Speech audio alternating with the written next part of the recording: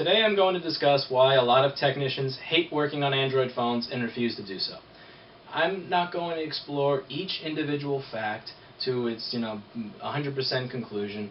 I'm going to make some general points. So if you'd like to attack any specific point, that's fine, but if you want to attack the specific facts, you're going to have a lot of fun, because I'm not going to bother Googling or updating prices or specific information just for this video. I don't want it to turn into a 45-minute tirade.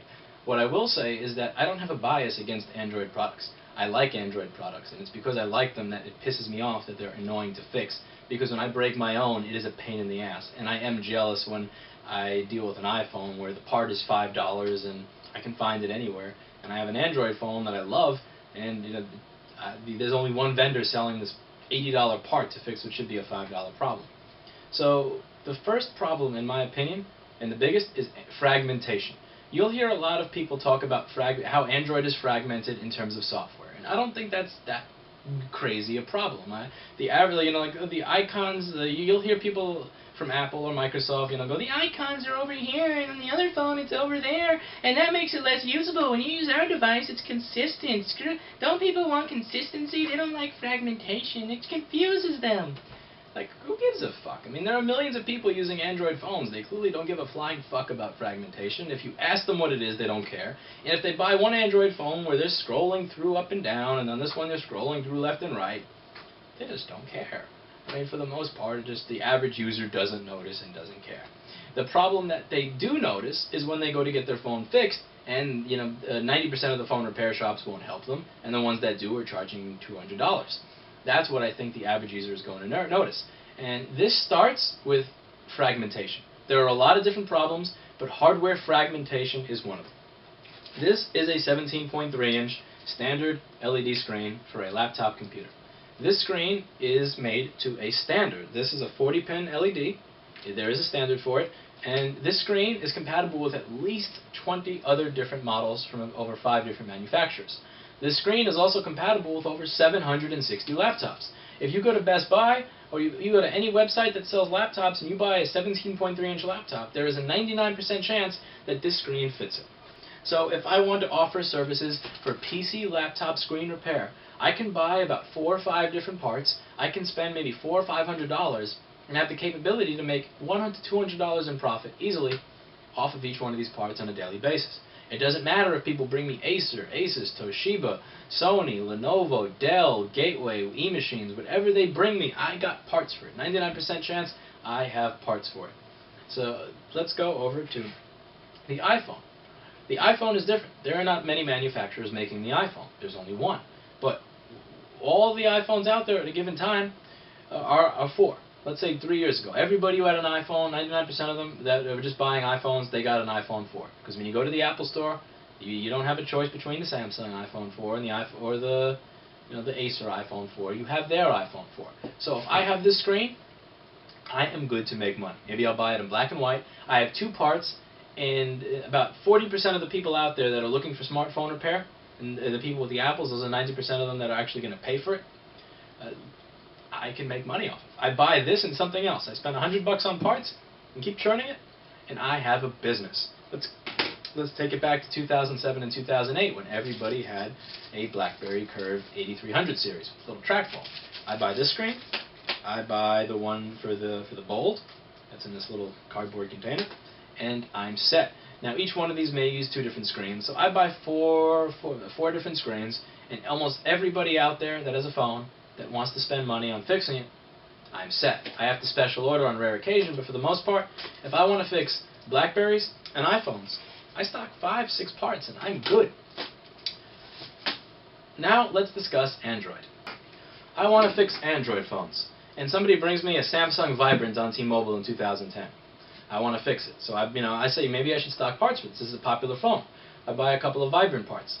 Then somebody comes in with a phone that looks exactly like it. They say, I got the newest Samsung Android phone on AT&T. Oh, that's not a Vibrant, that's a Captivate. It looks almost exactly the same. And it works almost exactly the same, but all the parts inside are completely fucking different, even though it has almost the same processing power and all the same features. And then I buy a couple of those, and then somebody says, I got the hottest new Samsung phone in Verizon, and 1 week later. And I think I have a screen for it, and oh no, that's a Fascinate, that's not a Captivate or a Vibrant. Then no joke, a couple of months later somebody calls and goes, yeah, I got the Vibrance phone on T-Mobile, and it's 4G. And I'm like, okay, I got a screen for that. No, I don't, because the 4G version of that phone uses a different fucking screen than the 3G version. Then it just keeps going on. If somebody has the HTC Incredible, which is different than the HTC MyTouch, which is different than the HTC MyTouch 4G, which is different from the Samsung S3, which is different than the Samsung S3 on this carrier, which is different than the Galaxy Note, which is different than the... it's a pain in the ass. And you'll almost... It doesn't matter how many screens you buy, you will wind up wasting so much time stocking inventory. And again, some of these phones are popular, but about 80% of the Android phones out there are Android phones that somebody is going to bring you once, and you may see that phone later, 1 or 2 years later, when somebody wants to get their baby pictures off of it because they spilled water on it. A lot of the Android phones that are out there are phones that you're probably not going to see again. There are phones like the Droid and the Droid 2 and the HTC Incredible and the Nexus 1, where it's worthwhile, but a lot of the times if you advertise Android phone repair, people are going to expect that you can fix their Android phone. And their Android phone is very, very often, in my experience, going to be different than the Android phone that you have a screen for. It's not like the iPhone, because the iPhone is made by one carrier. It's very easy for the iPhone to have a standard screen type because only one company is making it. It's very easy for the popular BlackBerry to have one screen type because there are only one company making it. So what people will say with Android phones is, hey, there are all these different vendors. How can you expect the parts to be the same if there's all these different people making it? This screen fits 700 different laptops, from Acer, Asus, Sony, Toshiba, Dell, Gateway, Fujitsu. It doesn't make sense. If they can do it with a PC laptop, you should be able to do it with a phone. But it's not. So all these parts are different. Now, you can order the part, but then we get into the issue of parts ordering and instant service. People do not want to leave their phone. When they want their phone fixed, they want to walk into a place, they want to leave 20 minutes to an hour later with a working phone. It's not like a computer where you can expect somebody to leave it while you order a part. Phones have become a part of people's everyday life. They latch onto it. Even if there's nothing to do. You may see in a waiting room, people are just doing this, and they're just scrolling through menus. I've looked over people's shoulders before. I'm a little embarrassed to admit, but I did. And they're just scrolling back and forth. I'm like, what the fuck are you doing? Yeah, they're just doing this. It's like they're looking for an app that doesn't exist, or they're just making the time pass by quicker in the doctor's office. Instead of staring at the fish, they just stare at the phone as they scroll it back and forth. But people are very, very attached to it. You're not going to get somebody to leave the device. So it's more difficult to make money on. It's a more difficult sale. Now that's the problem of there being many different parts. Now let's go into the other parts problem, which is rarity and the expense. When you want to fix an iPhone that has a bad headphone jack, wholesale price, 50 cents to $1. Retail price, $3 to $10. So I can offer this repair service for $40 to $60, make some decent money off of my 20 minutes to 40 minutes of time, and charge the customer a price that is fair and reasonable. I'm charging them to 10% the cost of the phone to fix a very prominent function of the phone, which is the headphones and the volume buttons. Let's go to an Android phone. I fucked up my headphone jack last year on the HTC Sensation 4G. I can't find a headphone jack to solder back on. Whatever, so I figured let me find the audio board. This piece of fucking shit is $75. And that's not from a reputable vendor, because don't even ask what reputable vendors want. I mean, just dumpster diving, going Google Shopping, lowest price, eBay, lowest price, best thing I could find, used, $75. And I said, you know what, screw that.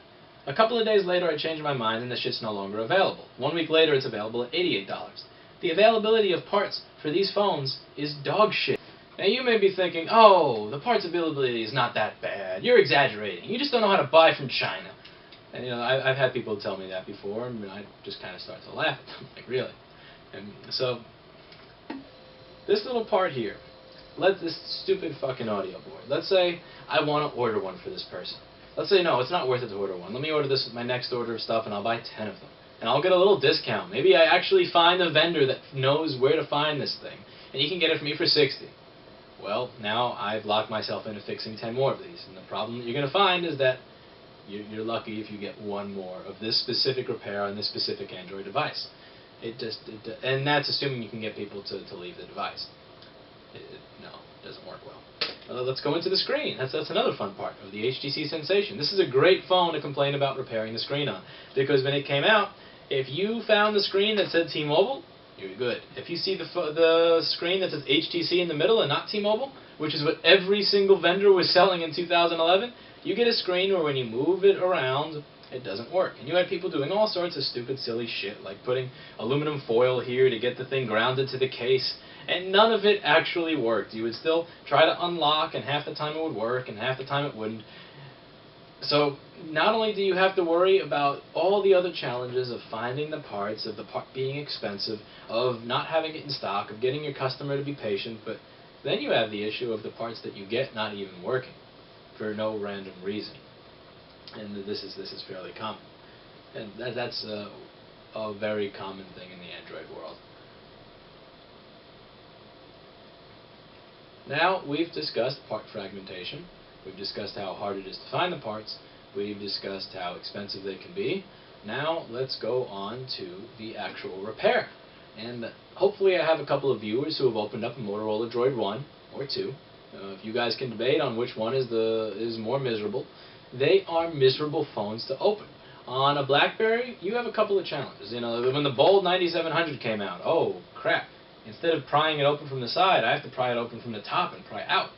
I learned something. The iPhone 4, yeah, it's a pain in the ass. You have a lot of screws to take out, but that's all it is. It's just a lot of screws. You take out all the screws, everything comes out, you pull everything, and it's not really a booby trap. The Motorola Droid 1, that is a booby trap. Like, you take out, there are all these little plastic clips, and once you get all these little plastic things off so that you can actually take the back off the phone, you have to remove it in a manner so that you don't rip the microphone flex in the bottom that's wrapped around this and that, and then when you want to take the digitizer assembly out with the LCD cable is wrapped around this layer, which goes over and above here, and oh, you have to route this while you're routing the digitizer, but don't you dare, move it this way or you're going to rip the LCD cable. It's a clusterfuck. The Motorola Droid 1 is a great example of a phone that was not made with repairability in mind, where they just don't care. And you may be thinking to yourself, well, you're just not that great a phone technician. If you were a good phone technician, none of these would be hard to you. And you know what? You're right. But when it comes to a laptop, almost all these crazy brands of laptops, there's really only a couple that are a wild card. When the unibody MacBook first came out, getting to the screen was a pain in the ass. When the older MacBooks, getting to certain parts was a pain in the ass, like the iBooks, the hard drive. The Sony Z-Series, that is a pain in the ass. But for the most part, it's not crazy hard. The laptop is not made like a booby trap. The Droid 1, that is a booby trap. That phone is designed for you to fuck something up.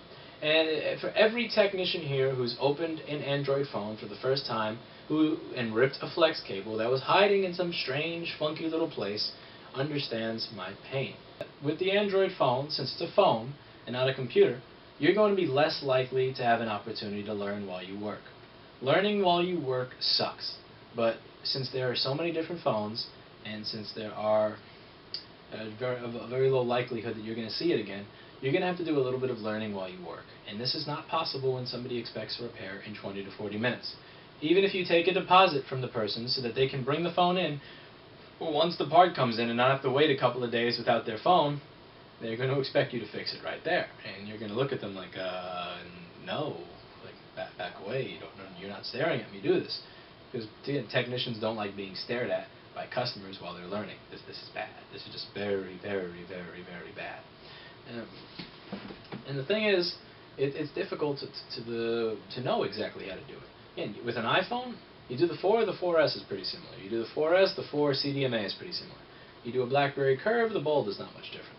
With laptops, they're all made by the same manufacturer. You learn, Quanta and Foxconn make 90% of the world's laptops, whether it's an Acer, an Asus, a Toshiba. Okay, so the keyboard screws on the Acer are here, and on the Toshiba they're here.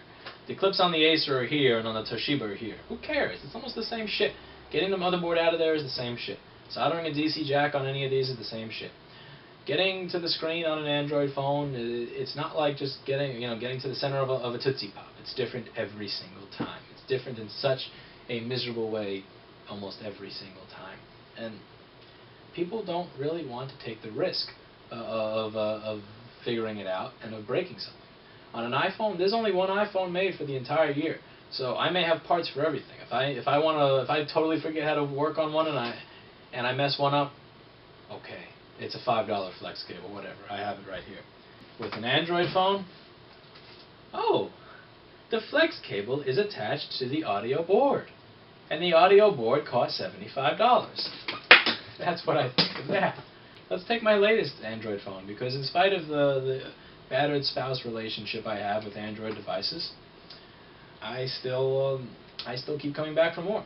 I bought an HTC One S for about $350. And the power button, the little piece inside fell out. And there's no solution online. Let's do a little bit of Googling. Oh, that's great. I could find pieces for the One X. I got an on-off power flex for the One V. Yeah, not so much on the One S. There is none on the One S right now. I'm just double checking because I've already checked this before. The only way to get that power button back is to use a paperclip, and you keep turning it on with a paperclip. But then I wear it out eventually. So I want to get a new power button on the phone. Power button is not on the flex cable. Power button is part of the main board. So can I just find another power button? Oh no, they don't exist. If I want to get a power button, I got to solder it off of a dead HTC One S board and put it on there. And that's exactly what I did.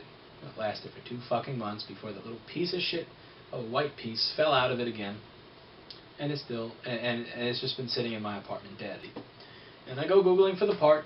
It doesn't exist. It just doesn't exist. Again, this is not a new phone. This is not an unpopular phone. This is the HTC phone to get. The Android phone to get if you're on T-Mobile. And it was the phone to get for 8 months. And it's been out for over 8 months. And I can't find the most vital part of it. Not only is it the most vital part of the phone, it's also a part that is known for breaking. It's even on HTC's website, T-Mobile's website. They tell you, oh, what do we do about this thing breaking? What's the answer? You know what the answer is? It's a joke. It's don't break it. Here's how you can handle the top of the phone so you don't break it. Thanks, jackass. Because see, most of the people Googling HTC One S power button, they're not just doing preventative maintenance. People don't go Lenovo ThinkPad power button. So okay, that's how I don't break my power button. That's great. So I'm gonna use my laptop like this instead of like that so I don't break my power button. No, they Google it because they broke it. They don't Google it because they want to know how to not break it. It's very obvious that this power button breaks for a lot of people. And in spite of that, in 9 months, there's just none available to buy. And this is the sad truth of owning an Android device. And it's frustrated me to the point where right now I don't even own a cell phone because I want to use an Android phone. But if I get an Android phone, I'm going to break it. And when I break it, I'm going to be too frustrated and angry at the price to fix it. And then I'm going to be pissed off that I'm walking around with a broken device. And that's just my opinion. I am jealous of Apple. I am jealous of RIM for the fact that their devices are just easily repairable, and these are not. One of the beautiful parts of the tech world that I haven't mentioned yet is that somebody else's pain in the ass is my opportunity. I love the new MacBook Air. I love the 11-inch MacBook Air. And I love reading articles about how unfixable it is. I love hearing how repairability matters. This is not repairable. We hate it. I love reading where people say, "Oh, then the screen is 150, yet I fix it, and it's impossible because it's glued together to fix it." It's not impossible, no. And I've done my homework. That part's $38, and I charge $200 all day to fix it, which means I'm making money. While you people are busy whining about how difficult and how hard it is, the same way I'm whining about Android phones right now, I realize that I'm whining. I'm making money at it because I figured out how to do it. I put the time in to learn it. I put the time in, and I dealt with the pain in the ass. I dealt with the pain in the ass of part supply, and I found the parts that I need from a reputable vendor. I told this person, I need this. I buy $20,000 of this per week with you. So clearly, it can be worthwhile to you to make this work, because maybe I'll buy $20,000 a week worth of this from you. And, the numbers can be a lot smaller, and you can still get vendors to care. You can get people to care for $200 a week. Maybe you find somebody, and you tell them, you're going to be my dumpster diver for Android parts. Anytime I need one of these, you're going to get it to me. I promise you, I'm going to make you a weekly order of this much money. And in exchange, I want you to find whatever I want and include it in this weekly order. Now, maybe you fix the problem of time frame and parts quantity. You don't have a minimum order quantity anymore. Then maybe you figure out how to fix the problem of how to open the device. You get better at it. You get more savvy at it. Maybe you start mapping out the differences in the devices. Maybe you start looking for the differences online before the devices start coming to you. I don't know. Come up with a solution. If this video can do anything, the one thing that I would like it to do is get manufacturers to start making shit standardized like this and stop making shit like this. But that's probably not going to happen because Samsung and HTC and they're just not looking at my videos. But what can happen is I hope that I can inspire a new technician to start making money where I'm just crying about how it's a pain in the ass. Solve all of these problems. I've presented you with the problems that you're going to find when fixing an Android phone. Now, maybe you can solve them. Now turn it into a little side business that makes you $10,000 or $20,000 a year. Then turn it into a business that makes you $40,000 or $80,000 a year. Then grow it into more and more and more. I have a store, 2 companies, and a staff of people off of services and products that I offer that other people thought was too much of a pain in the ass. So I'm inspired to help the next generation, or the next technician, do the exact same thing off of something that I'm complaining about. If you can figure out how to offer services that most people are not, you are filling a niche. And once you fill a niche, you can make good money. So give it a shot.